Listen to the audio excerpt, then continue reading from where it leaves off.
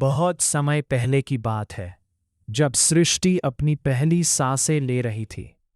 न दिन था, न रात, न अतीत का बोझ, न भविष्य की चिंता। केवल एक अनंत विस्तार था, शांत, स्थिर और रहस्यमय। उस शांति के भीतर ही एक सूक्ष्म कंपन जन्म ले रहा था, जैसे कोई अदृश्य शक्ति धीरे धीरे जाग रही हो। यह कंपन बाहर की दुनिया में नहीं, बल्कि जीवों के भीतर पनप रहा था। अहंकार का, लालच का और असीम शक्ति पाने की चाह का। इसी अंधकार से एक असुर का जन्म हुआ, जिसका नाम था कालकेश्वर। उसका जन्म किसी साधारण असुर की तरह नहीं हुआ था। जैसे ही उसने पहली बार आंखें खोली, उसकी दृष्टि में एक अजीब बेचैनी थी। एक ऐसा प्रश्न जिसका उत्तर उसे चैन से जीने नहीं देता था। वो अक्सर आकाश की ओर देखता और सोचता, यदि समय सब कुछ समाप्त कर देता है, तो क्या कोई ऐसा भी हो सकता है जो समय को ही समाप्त कर दे? यही विचार धीरे धीरे उसके अस्तित्व का उद्देश्य बन गया। समय बीतता गया और कालकेश्वर का यह प्रश्न एक जुनून में बदल गया। उसने ठान लिया कि वो समय को जीत कर ही रहेगा। वो जंगलों में चला गया, घने अंधकारमय जंगलों में, जहां सूर्य की किरणें भी मुश्किल से पहुंच पाती थी। वहां उसने कठोर तपस्या आरंभ की। शुरुआत में उसका शरीर कांपता, मन भटकता, लेकिन धीरे धीरे वो स्थिर होता गया। उसने भोजन त्याग दिया, फिर जल भी त्याग दिया। उसकी सांसें धीमी होती गईं, लेकिन उसकी इच्छा और प्रबल होती गई। साल बीते, फिर दशकों ने सदियों का रूप ले लिया। उसके शरीर पर धूल जम गई, लताएं लिपट गईं, चींटियां चलने लगीं, लेकिन उसकी आंखें बंद ही रहीं और उसका संकल्प अटूट रहा। उसकी तपस्या की अग्नि इतनी प्रबल हो गई कि तीनों लोकों में उसका प्रभाव महसूस होने लगा। ऋषि मुनि चिंतित हो उठे, देवता बेचैन हो गए। अंततः वो क्षण आया जब उसकी तपस्या से प्रसन्न होकर ब्रह्मा प्रकट हुए। चारों ओर एक दिव्य प्रकाश फैल गया। कालकेश्वर ने धीरे धीरे अपनी आंखें खोली। सामने ब्रह्मा को देखकर वो झुका, लेकिन उसके भीतर की ज्वाला शांत नहीं हुई थी। ब्रह्मा ने कहा, क्या मांग चाहते हो? ब्रह्मा ने कहा, क्या मांग चाहते हो? उसकी आवाज में विनम्रता थी, लेकिन शब्दों में आग। मुझे ऐसा वरदान दीजिए कि कोई देव, दानव या मानव मुझे ना मार सके, और समय भी मेरा कुछ ना बिगाड़ सके। क्षण भर के लिए ब्रह्मांड जैसे मौन हो गया।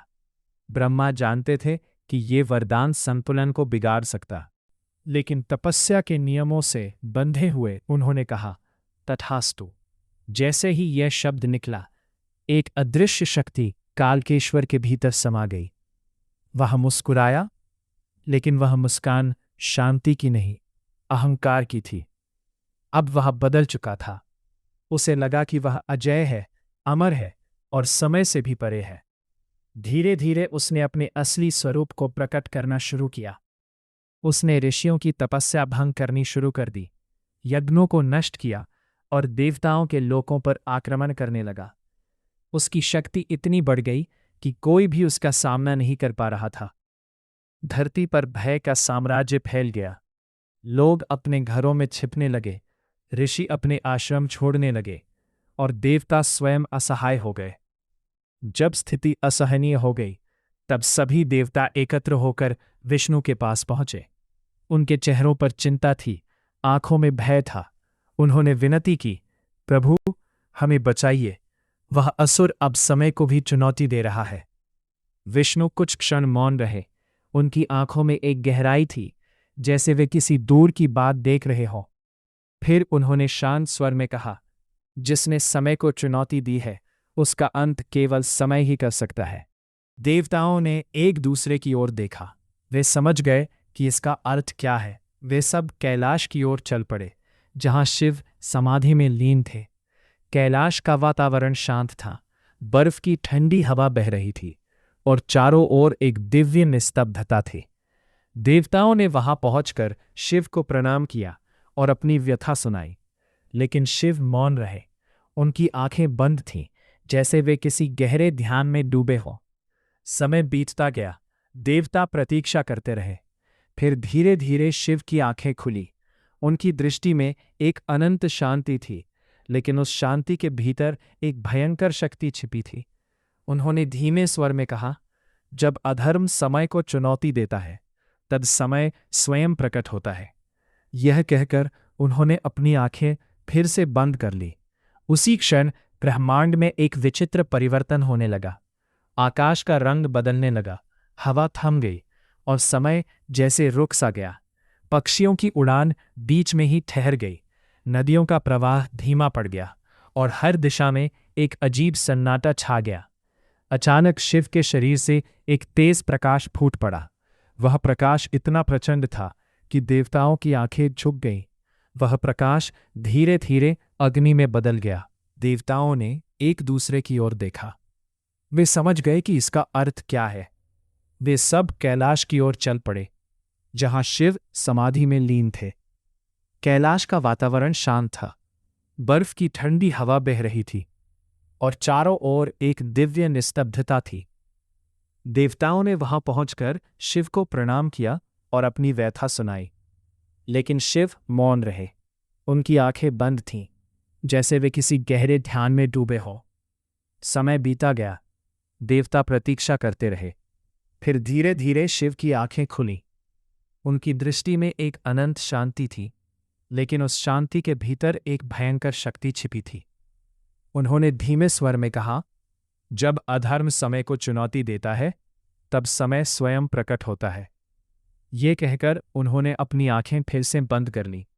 उसी क्षण ब्रह्मांड में एक विचित्र परिवर्तन होने लगा। आकाश का रंग बदलने लगा, हवा थम गई और समय जैसे रुक सा गया। पक्षियों की उड़ान बीच में ही ठहर गई, नदियों का प्रवाह धीमा पड़ गया और हर दिशा में एक अजीब सन्नाटा छा गया। अचानक शिव के शरीर से एक तेज प्रकाश फूट पड़ा। वो प्रकाश इतना प्रचंड था कि देवताओं की आंखें झुक गईं। वो प्रकाश धीरे धीरे अग्नि में बदल गया। एक ऐसी अग्नि जो केवल जलाती नहीं थी, बल्कि अस्तित्व को बदल देती थी। उस अग्नि के भीतर से एक स्वर गूंजा, गंभीर, भयानक और अटल, मैं हूं महाकाल। जैसे ही ये स्वर फैला, ब्रह्मांड कांप उठा। शिव का वह रूप अब बदल चुका था। उनकी जटाएं बिखर गई थीं, आंखों में अग्नि जल रही थी, गले में खोपड़ियों की माला थी और उनके चारों ओर विनाश की ऊर्जा घूम रही थी। ये कोई साधारण रूप नहीं था, ये था रुद्र रूप, महाकाल का स्वरूप। देवता उस रूप को देखकर कांप उठे।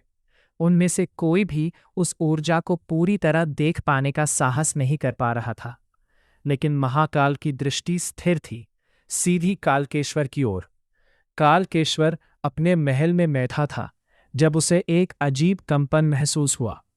उसने बाहर देखा तो आकाश बदल चुका था। उसे पहली बार अपने भीतर हल्का सा डर महसूस हुआ, लेकिन उसने उसे नज़रअंदाज कर दिया। वह हंसा और बोला, कौन है जो मुझे चुनौती देने आया है?